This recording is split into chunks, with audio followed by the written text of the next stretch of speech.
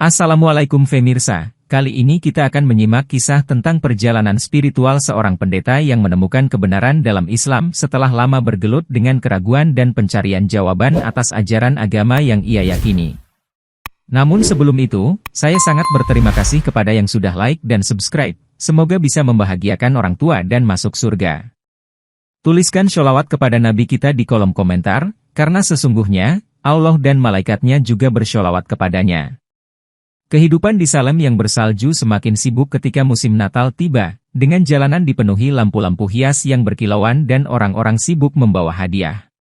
Pendeta Thomas Everett, pemimpin gereja setempat, memimpin rapat dengan jemaat untuk mempersiapkan perayaan Natal yang menjadi acara tahunan terbesar di kota itu.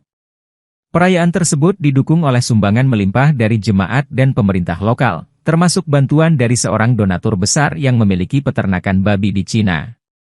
Thomas mengorganisir distribusi makanan untuk acara pesta, memastikan bahwa semua orang, termasuk yang kurang mampu, dapat menikmati hidangan istimewa. Gereja dihiasi dengan pohon Natal yang megah, lengkap dengan ornamen dan bintang besar di puncaknya, menciptakan suasana penuh kehangatan dan kebahagiaan. Meskipun begitu, di tengah hiruk-pikuk persiapan, Thomas merasakan kegelisahan yang sulit ia ungkapkan, seolah ada sesuatu yang tidak sesuai dengan imannya. Salah satu donatur menyarankan agar mereka memperbesar sajian babi panggang, mengingat itu telah menjadi tradisi yang dinanti-nanti setiap tahun. Thomas menyetujui ide tersebut meskipun hatinya merasa ragu, terutama karena ia tahu larangan makan babi sebenarnya tercantum dalam Alkitab. Ia berpikir untuk mengabaikan kegelisahannya, meyakini bahwa perayaan ini lebih tentang kebersamaan daripada ketaatan pada detail kecil dalam kitab suci. Namun, di malam hari saat berdoa, ia merasa seperti ada pertanyaan besar yang menggantung di hatinya, apakah ia benar-benar menjalani iman dengan sepenuhnya. Hari perayaan Natal tiba, dan aula gereja penuh dengan orang-orang yang bersemangat menikmati hidangan, berbincang, dan tertawa bersama keluarga mereka. Meja panjang dipenuhi dengan berbagai makanan, tetapi perhatian utama tertuju pada babi panggang yang berlimpah dan menjadi pusat dari pesta tersebut. Thomas menyapa jemaat dengan senyuman ramah, namun setiap kali ia melihat babi panggang itu, hatinya kembali teringat pada ayat Alkitab yang melarang makanan tersebut. Dalam hati, ia bertanya-tanya apakah Tuhan benar-benar merestui perayaan seperti ini, meskipun ia tahu tradisi ini telah berlangsung selama puluhan tahun. Beberapa jemaat bercanda tentang bagaimana hidangan ini pasti akan membuat Muslim dan Yahudi menjauh, tertawa tanpa menyadari ironinya. Thomas merasa terganggu oleh candaan tersebut, terutama karena ia tahu bahwa larangan makan babi sebenarnya ada dalam ajaran mereka sendiri. Saat malam semakin larut, Thomas berdiri di mimbar untuk memberikan doa penutup, tetapi ia merasa sulit menyusun kata-kata yang benar-benar tulus. Ia mengucapkan doa yang penuh dengan harapan tentang kedamaian dan kasih, meskipun dalam hatinya ia merasa perayaan ini lebih seperti bentuk pengabaian terhadap Tuhan.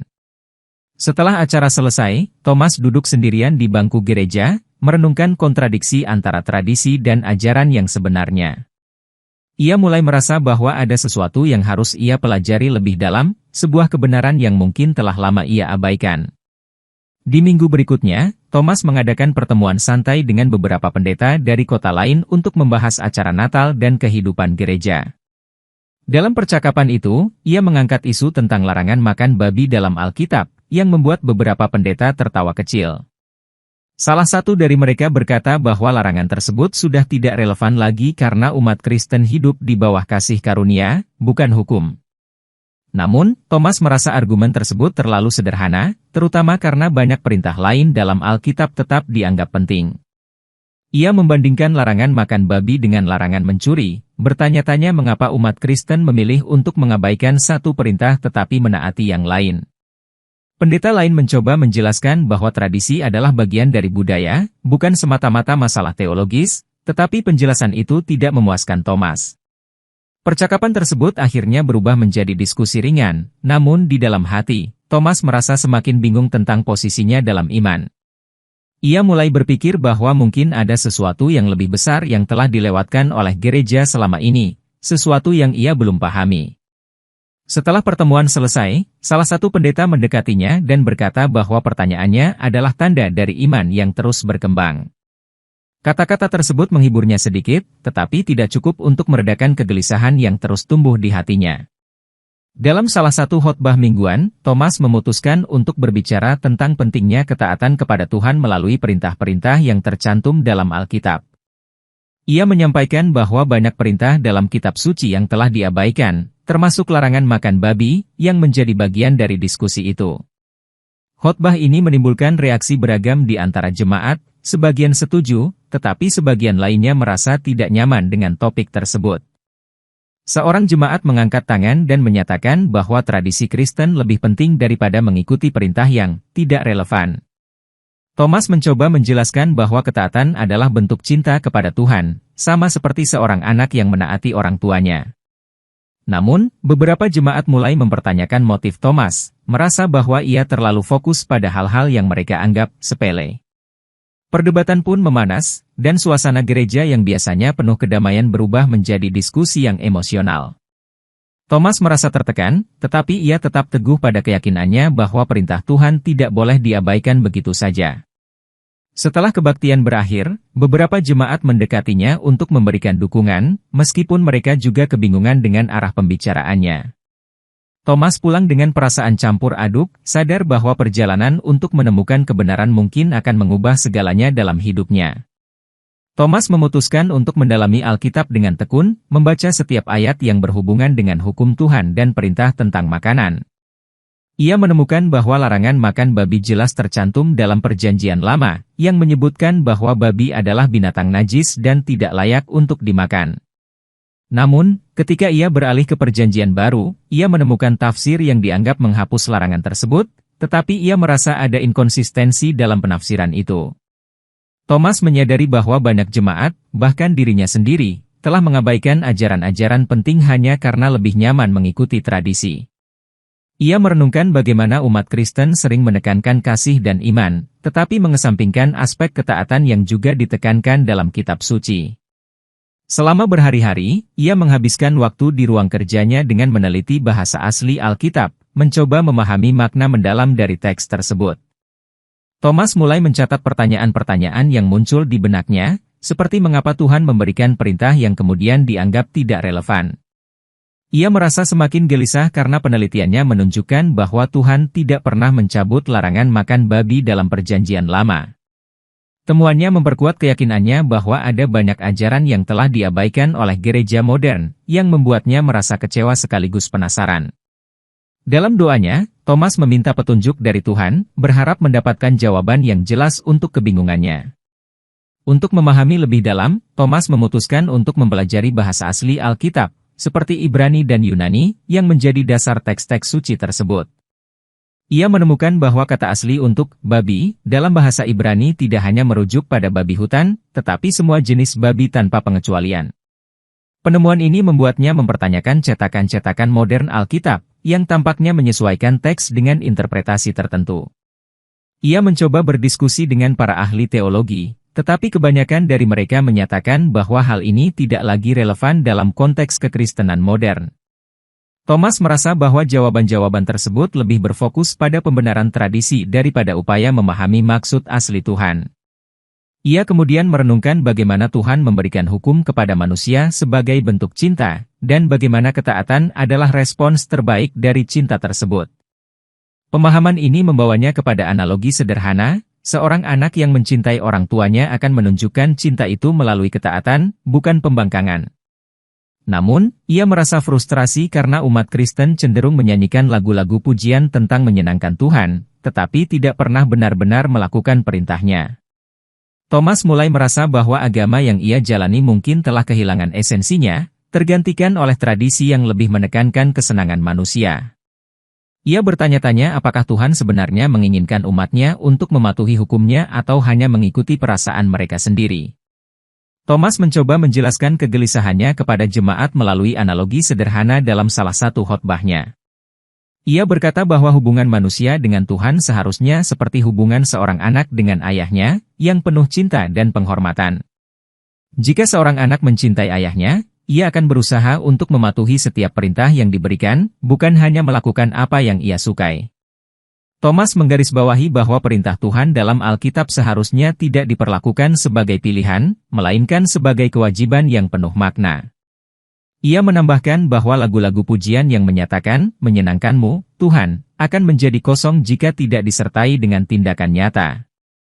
Khotbah ini membuat beberapa jemaat merasa tersentuh, tetapi sebagian lainnya merasa terganggu karena mereka melihatnya sebagai kritik terhadap tradisi mereka. Setelah kebaktian, beberapa jemaat mengungkapkan bahwa mereka mulai mempertanyakan sejauh mana mereka telah benar-benar mematuhi perintah Tuhan. Namun, ada juga yang menilai Thomas terlalu keras, bahkan menyebutnya mencoba mengubah agama. Thomas merasa khotbah itu adalah cara terbaik untuk menyampaikan kegelisahannya, tetapi ia sadar bahwa pesan tersebut mungkin tidak diterima oleh semua orang. Ia merasa semakin yakin bahwa perjalanan ini bukan hanya tentang dirinya, tetapi tentang mengembalikan gereja kepada ajaran yang sejati. Malam itu, Thomas duduk di ruang kerjanya yang sunyi, mencoba memahami arah hidupnya setelah pertanyaan-pertanyaan besar terus menghantui pikirannya. Ia menyadari bahwa semakin dalam ia menggali ajaran Alkitab, semakin besar jarak yang ia rasakan antara kitab suci dan praktik gereja modern. Meskipun ia mencoba membagikan pemahamannya kepada jemaat, ia merasa bahwa kebanyakan dari mereka lebih terikat pada tradisi daripada kebenaran. Thomas merasa seolah-olah berada di persimpangan jalan, di mana ia harus memilih antara mempertahankan posisinya sebagai pendeta atau mengejar kebenaran sejati. Dalam pergolakan batinnya, ia teringat pada kata-kata Yesus tentang mencari kebenaran, yang membuatnya semakin yakin bahwa pencariannya adalah panggilan dari Tuhan. Ia mulai bertanya-tanya apakah Tuhan sedang membawanya ke jalan baru yang belum pernah ia bayangkan sebelumnya. Setiap malam, Thomas berdoa dengan sungguh-sungguh, memohon agar Tuhan memberinya petunjuk yang jelas tentang apa yang harus ia lakukan. Dalam salah satu mimpinya, ia melihat dirinya berjalan di sebuah jalan yang gelap, tetapi di ujung jalan itu ada cahaya yang terang dan menenangkan. Ia merasa bahwa cahaya tersebut adalah simbol dari jawaban yang ia cari, tetapi ia belum tahu di mana harus menemukannya. Dengan tekad yang semakin kuat, Thomas memutuskan untuk melanjutkan pencariannya, meskipun ia tahu bahwa jalan itu penuh dengan risiko dan tantangan. Dalam upaya untuk memahami lebih banyak tentang hukum-hukum Tuhan, Thomas menghubungi seorang imam Yahudi bernama Robbi Solomon, yang dikenal sebagai ahli dalam hukum Taurat. Mereka bertemu di sebuah kafe kecil di Salem, di mana Robbi Solomon dengan ramah menjelaskan pentingnya mematuhi hukum Taurat sebagai bentuk ketaatan kepada Tuhan. Robbi Solomon menjelaskan bahwa larangan makan babi masih dijalankan oleh umat Yahudi karena dianggap sebagai perintah langsung dari Tuhan yang tidak dapat diabaikan. Thomas merasa terinspirasi oleh dedikasi Robbi Solomon terhadap hukum Tuhan, meskipun ia merasa heran mengapa umat Kristen tidak menunjukkan sikap yang serupa. Dalam percakapan itu, Robbi Solomon juga mengungkapkan bahwa hukum Tuhan dirancang untuk menguji ketaatan manusia, bukan untuk memberikan kebebasan tanpa batas. Thomas bertanya apakah ketaatan itu selalu membawa kebahagiaan, dan Robbi Solomon menjawab bahwa ketaatan adalah bentuk cinta yang paling murni, meskipun kadang sulit dijalani. Setelah diskusi tersebut, Thomas mulai merenungkan bahwa mungkin kebenaran yang ia cari terletak pada prinsip ketaatan yang telah ia abaikan selama ini. Ia merasa bahwa pertemuan itu adalah langkah penting dalam pencariannya, tetapi ia juga sadar bahwa ia belum menemukan jawaban yang utuh. Sebelum mereka berpisah, Robbi Solomon memberinya salinan terjemahan bahasa Inggris dari Talmud, yang menjelaskan lebih rinci tentang hukum-hukum Tuhan. Thomas membawa buku itu pulang dengan perasaan campur aduk, merasa bahwa perjalanan spiritualnya semakin kompleks. Saat membaca Talmud, Thomas mendapati banyak kesamaan antara hukum Yahudi dan hukum yang disebutkan dalam Alkitab, tetapi ia masih merasa ada sesuatu yang hilang. Di perpustakaan umum Salem, Thomas secara tak sengaja bertemu Ahmed, seorang Muslim yang sedang membaca Al-Quran di sudut ruang baca. Thomas, yang penasaran, memulai percakapan dengan Ahmed tentang ajaran Islam, terutama tentang larangan makan babi yang juga terdapat dalam agama mereka. Ahmed dengan tenang menjelaskan bahwa larangan tersebut adalah bagian dari hukum syariat yang didasarkan pada Al-Quran dan hadis Nabi Muhammad. Thomas terkejut mendengar bahwa umat Muslim menganggap ketaatan kepada Tuhan sebagai kewajiban yang tidak dapat diganggu-gugat. Dalam percakapan itu, Ahmed juga menjelaskan bahwa Islam adalah agama yang mengajarkan ketaatan penuh kepada Tuhan dalam semua aspek kehidupan. Thomas merasa bahwa penjelasan Ahmed tentang ketaatan lebih konsisten daripada apa yang ia temui dalam komunitas Kristen modern. Ahmed mengundangnya untuk datang ke masjid lokal, menjanjikan bahwa ia akan menemukan lebih banyak jawaban di sana. Thomas, meskipun ragu-ragu, merasa bahwa undangan ini adalah peluang untuk melihat agama lain dari sudut pandang yang berbeda. Setelah pertemuan itu, ia mulai membaca terjemahan Al-Quran yang ia pinjam dari perpustakaan, mencari tahu lebih banyak tentang ajaran Islam. Thomas mulai membandingkan isi Al-Quran dengan Alkitab, mencatat kesamaan dan perbedaan dalam hukum, kisah para nabi, dan ajaran moral. Ia terkejut menemukan bahwa banyak nabi yang ia kenal dalam Alkitab juga disebutkan dalam Al-Quran, termasuk Nabi Musa, Nabi Ibrahim, dan Nabi Isa, Yesus. Dalam Al-Quran, ia menemukan penekanan yang kuat pada ketaatan kepada Tuhan, yang terasa lebih langsung dan konsisten dibandingkan dengan interpretasi Kristen modern. Ia mulai memahami bahwa Islam memandang Nabi Isa sebagai nabi besar, tetapi bukan sebagai Tuhan, yang membuatnya merenungkan kembali keyakinannya selama ini. Thomas merasa kagum dengan struktur hukum Islam yang jelas dan terperinci, mencakup segala aspek kehidupan manusia. Penemuan ini membuatnya merasa bahwa ajaran Islam lebih sejalan dengan logika dan keadilan ilahi yang ia cari selama ini. Namun, ia juga merasa khawatir tentang bagaimana jemaat gerejanya akan bereaksi jika mereka mengetahui bahwa ia sedang mempelajari agama lain. Thomas memutuskan untuk terus mempelajari Islam secara diam-diam, meskipun ia tahu risiko besar yang mungkin akan ia hadapi. Dalam setiap doanya, ia meminta kepada Tuhan agar memberinya hikmah untuk menemukan kebenaran sejati. Ia merasa bahwa pencariannya telah membawanya lebih dekat kepada Tuhan, meskipun ia belum tahu apa yang akan ia lakukan dengan pengetahuan baru ini. Jemaat gereja mulai memperhatikan perubahan dalam sikap dan khotbah Thomas, yang sekarang lebih sering menekankan pentingnya ketaatan kepada Tuhan. Beberapa jemaat merasa terinspirasi oleh khotbah-khotbahnya, tetapi yang lain merasa bahwa Thomas terlalu kritis terhadap tradisi Kristen. Kabar tentang pertemuannya dengan Ahmed mulai tersebar di komunitas, menimbulkan kecurigaan bahwa Thomas sedang mempertimbangkan untuk meninggalkan gereja. Salah satu pemimpin gereja lokal mendatangi Thomas untuk menanyakan apakah ia masih setia kepada iman Kristen. Thomas menjawab dengan jujur bahwa ia sedang mencari kebenaran, tetapi tidak memberikan rincian tentang apa yang ia pelajari. Beberapa jemaat mulai menjauhinya, merasa bahwa ia telah menjadi ancaman bagi tradisi dan stabilitas gereja. Namun, ada juga beberapa orang yang mendukungnya secara diam-diam, menghormati keberanian Thomas untuk bertanya dan mencari jawaban.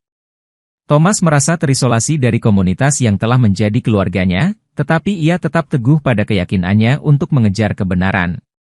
Ia mulai menyadari bahwa pencarian ini bukan hanya tentang dirinya, tetapi juga tentang menyampaikan kebenaran kepada mereka yang bersedia mendengarkan. Meskipun tantangan semakin besar, Thomas merasa bahwa perjalanan ini adalah panggilan Tuhan yang tidak dapat ia abaikan. Thomas mulai merasa bahwa pertanyaan-pertanyaannya tidak hanya tentang agama, tetapi juga tentang siapa dirinya dan apa tujuan hidupnya. Ia menghabiskan waktu berjam-jam setiap malam untuk berdoa, meminta Tuhan menunjukkan jalan yang benar. Dalam doanya, ia sering merasa tenang, seolah-olah Tuhan mendengarkan setiap kata yang ia ucapkan. Ia bermimpi tentang sebuah cahaya terang yang membimbingnya melalui kegelapan, yang memberinya keyakinan bahwa ia berada di jalan yang benar. Namun, ia juga dihantui oleh keraguan tentang bagaimana ia akan menghadapi komunitasnya jika ia menemukan kebenaran yang bertentangan dengan tradisi mereka. Thomas mulai menulis jurnal tentang perjalanan spiritualnya, mencatat setiap pertanyaan, jawaban, dan perasaan yang ia alami. Jurnal itu menjadi tempat di mana ia dapat berbicara dengan jujur kepada dirinya sendiri tanpa takut dihakimi. Ia merasa bahwa pencariannya telah memberinya kedamaian batin yang selama ini ia cari, meskipun ia tahu akan ada konsekuensi besar jika ia melanjutkan perjalanan ini. Thomas mulai memahami bahwa kebenaran sejati tidak selalu mudah diterima, tetapi ia yakin bahwa itu adalah jalan yang harus ia tempuh. Dengan tekad yang semakin kuat, ia memutuskan untuk melangkah lebih jauh, bahkan jika itu berarti meninggalkan semua yang pernah ia kenal. Thomas menerima undangan Ahmed untuk mengunjungi masjid, meskipun hatinya dipenuhi kecemasan tentang bagaimana perasaan jemaatnya jika mengetahui hal ini.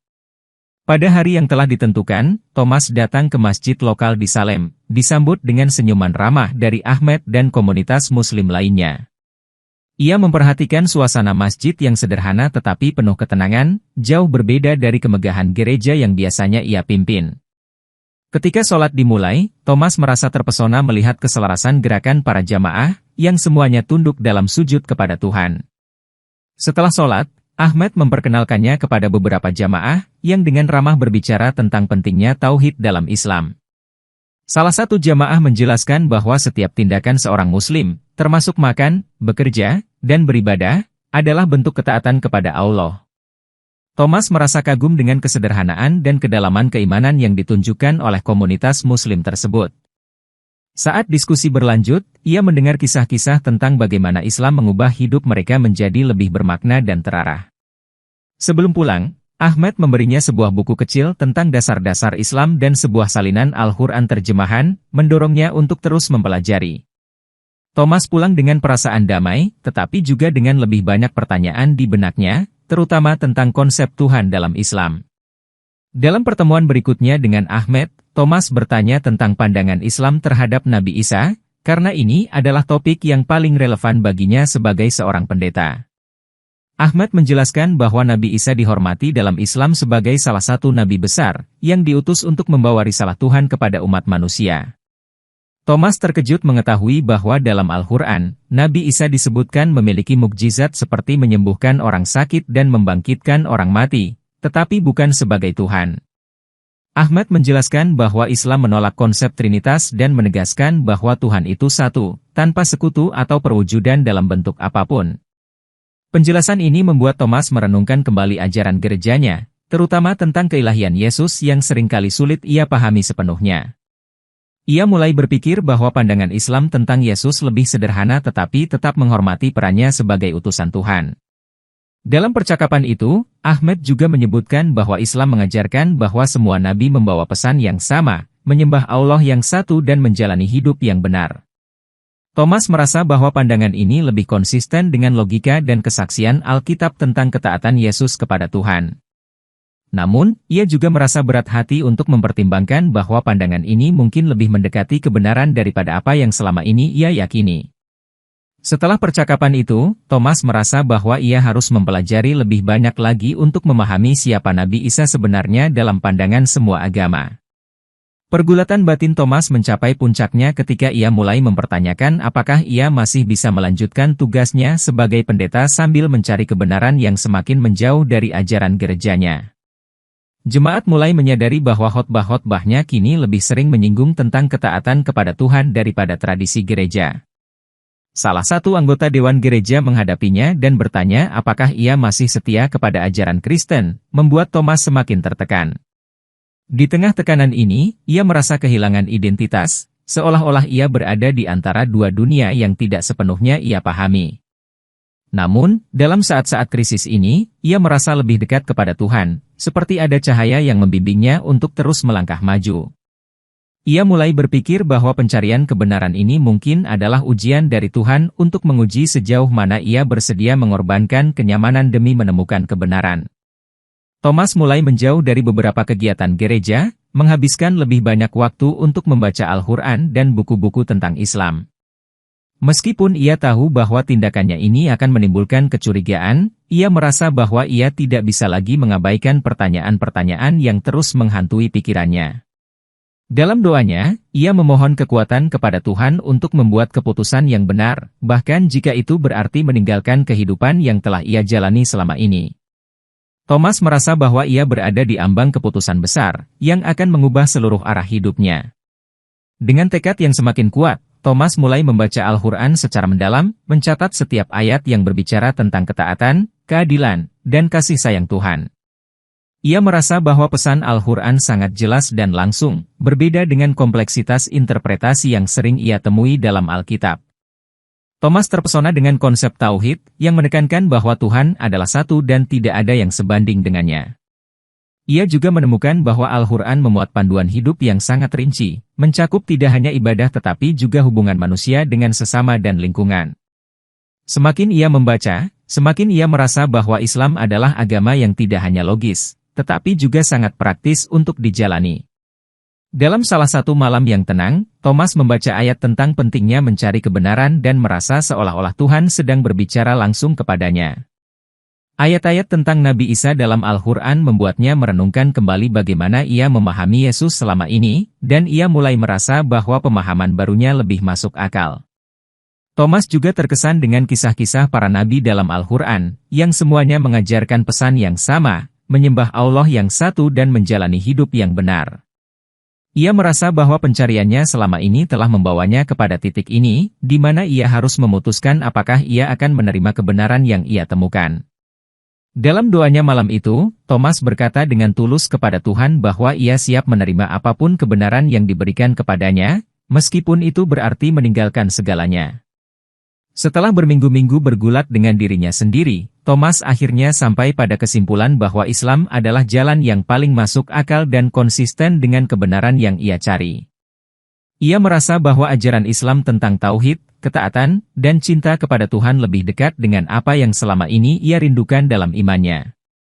Thomas berbicara dengan Ahmed tentang keinginannya untuk bersyahadat, tetapi ia mengaku takut akan reaksi dari komunitas gereja. Ahmed meyakinkannya bahwa kebenaran tidak selalu mudah diterima, tetapi itu adalah satu-satunya jalan menuju kedamaian sejati. Dalam sebuah malam yang penuh emosi, Thomas memutuskan untuk bersyahadat secara pribadi di hadapan Ahmed dan seorang imam di masjid. Dengan air mata yang mengalir, ia mengucapkan kalimat syahadat, merasakan kedamaian yang belum pernah ia rasakan sebelumnya dalam hidupnya. Setelah itu, ia merasa seperti seorang manusia baru, meskipun ia tahu bahwa perjalanan ke depan tidak akan mudah. Thomas, yang kini bernama Muhammad Abdullah, merasa bahwa ia telah menemukan tujuan hidupnya, menjalani hidup dalam ketaatan kepada Tuhan. Namun, ia juga sadar bahwa ia harus menghadapi komunitasnya dan menjelaskan keputusannya dengan penuh keberanian. Malam itu, Muhammad berdoa dengan penuh rasa syukur, memohon agar Tuhan memberikan kekuatan untuk menjalani hidup barunya dengan konsistensi dan keikhlasan. Muhammad Abdullah, yang sebelumnya dikenal sebagai Pendeta Thomas, memutuskan untuk berbicara dengan komunitas gerejanya tentang perjalanan spiritualnya dan kebenaran yang ia temukan. Ia mengundang seluruh jemaat untuk menghadiri pertemuan khusus di gereja, menjelaskan bahwa ia ingin berbagi sesuatu yang sangat penting bagi hidupnya. Saat pertemuan dimulai, Muhammad dengan hati-hati menjelaskan pergolakan batinnya selama bertahun-tahun, serta pencariannya akan kebenaran yang akhirnya membawanya kepada Islam. Banyak jemaat yang terkejut, beberapa merasa kecewa, tetapi sebagian mendengarkan dengan penuh perhatian ketika ia menceritakan tentang tauhid dan kesederhanaan Islam.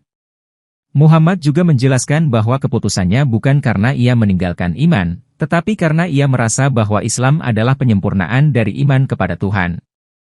Ia menunjukkan ayat-ayat dalam Alkitab yang mendukung perintah ketaatan kepada Tuhan, yang menurutnya lebih konsisten dijalankan dalam Islam. Beberapa jemaat mulai mengajukan pertanyaan, mencoba memahami apa yang sebenarnya telah ia pelajari dan temukan. Meskipun suasana awalnya tegang, diskusi itu perlahan menjadi lebih terbuka dan penuh rasa ingin tahu.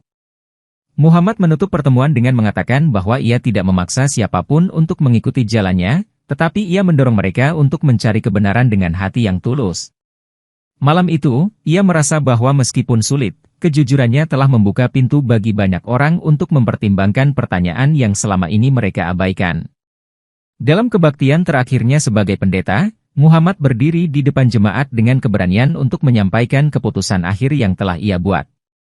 Ia menjelaskan bahwa ia tidak lagi dapat memimpin gereja karena keyakinannya kini telah berubah, tetapi ia tetap menghormati setiap anggota jemaat sebagai saudara dalam kemanusiaan.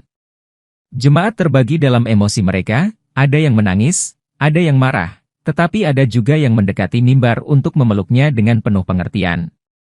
Muhammad menceritakan bagaimana Islam telah memberikan kedamaian yang ia cari selama bertahun-tahun, dan ia mengundang jemaat untuk mempelajari Islam jika mereka merasa tertarik. Beberapa anggota jemaat mengungkapkan ketertarikan mereka untuk mengetahui lebih banyak, sementara yang lain pergi dengan perasaan kecewa. Setelah kebaktian selesai, Muhammad menerima banyak pertanyaan dari jemaat yang penasaran, memberikan mereka buku-buku kecil tentang dasar-dasar Islam. Ia merasa bahwa meskipun banyak yang belum siap menerima perubahannya, ada secercah harapan bahwa kebenaran akan perlahan-lahan masuk ke hati mereka. Beberapa orang yang sebelumnya skeptis mulai menunjukkan minat untuk mendiskusikan lebih banyak tentang ajaran Islam dengannya. Muhammad merasa lega karena telah jujur kepada dirinya sendiri dan komunitasnya, meskipun ia tahu perjalanannya masih panjang. Hari itu menjadi awal dari babak baru dalam hidupnya, di mana ia bukan hanya seorang Muslim, tetapi juga seorang penyampai kebenaran. Dalam sebuah acara sederhana di masjid, Muhammad bersyahadat secara terbuka di hadapan komunitas Muslim Salem, dikelilingi oleh jamaah yang menyambutnya dengan penuh kehangatan. Ia merasa kedamaian luar biasa saat mengucapkan kalimat syahadat untuk kedua kalinya, kali ini dengan keyakinan yang lebih dalam dan tulus. Imam masjid memberikan nasihat kepadanya tentang pentingnya menjalani Islam dengan konsistensi, kerendahan hati, dan cinta kepada sesama. Setelah bersyahadat, Muhammad menerima banyak dukungan dari komunitas Muslim, yang berjanji akan membantunya dalam perjalanan barunya. Ia merasa diterima sebagai bagian dari keluarga besar Islam, sesuatu yang memberikan kehangatan dan kekuatan di tengah tantangan yang ia hadapi. Beberapa mantan jemaat gereja hadir di masjid untuk menyaksikan momen ini, yang menunjukkan bahwa mereka mulai terbuka terhadap Islam. Muhammad merasa bahwa langkah ini bukan hanya tentang dirinya, tetapi tentang membuka jalan bagi banyak orang lain untuk menemukan kebenaran. Setelah acara selesai, ia berbicara kepada komunitas Muslim, menyatakan komitmennya untuk menjalani hidup sesuai ajaran Islam dengan sepenuh hati. Malam itu, ia berdoa dengan penuh rasa syukur, memohon kepada Allah agar memberinya kekuatan untuk menjadi teladan yang baik bagi komunitas barunya. Dengan hati yang tenang, Muhammad merasa bahwa ia telah menemukan tempat yang sebenarnya dalam hidupnya.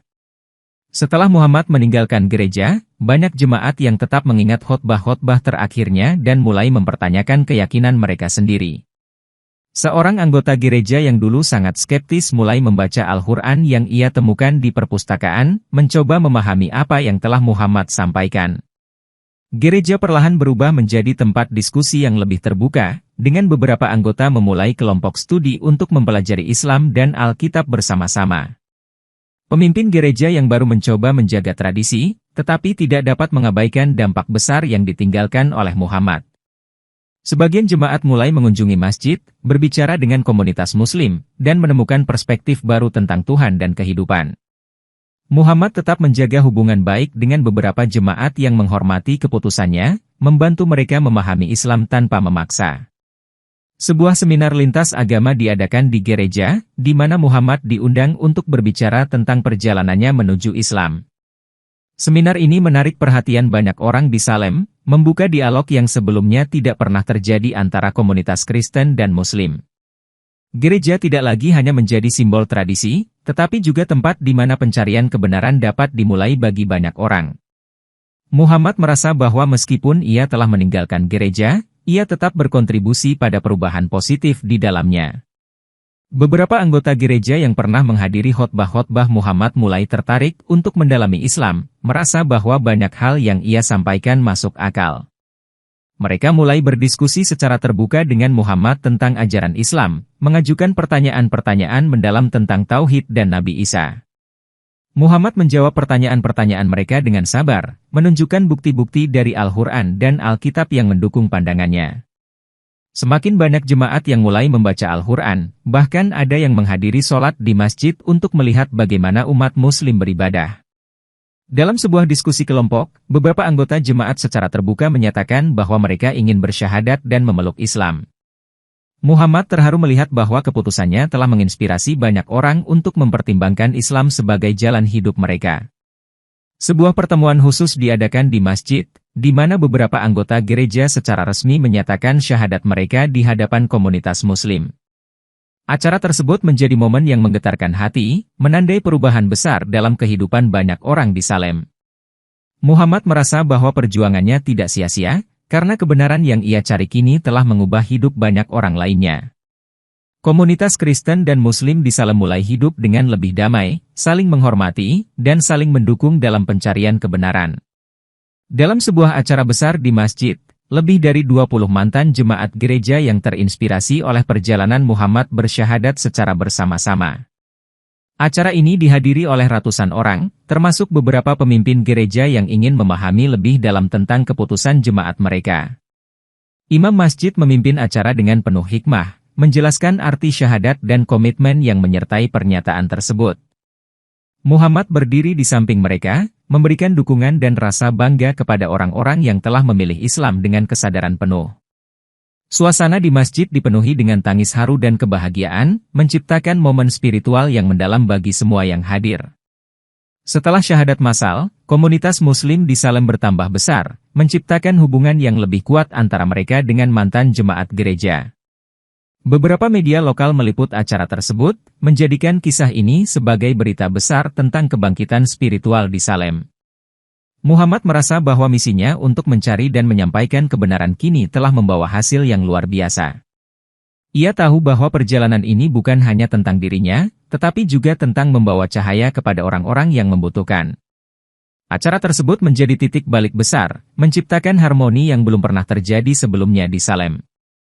Salem kini dikenal sebagai kota yang penuh dengan kebangkitan spiritual, di mana komunitas Muslim dan Kristen hidup berdampingan dengan damai. Masjid dan gereja sering mengadakan acara bersama, menciptakan dialog yang memperkuat hubungan mereka. Muhammad, yang kini menjadi tokoh terkenal di Salem, terus memimpin komunitas Muslim dengan penuh dedikasi dan cinta. Ia juga tetap menjalin hubungan baik dengan gereja, memberikan dukungan kepada mereka yang ingin mempelajari Islam.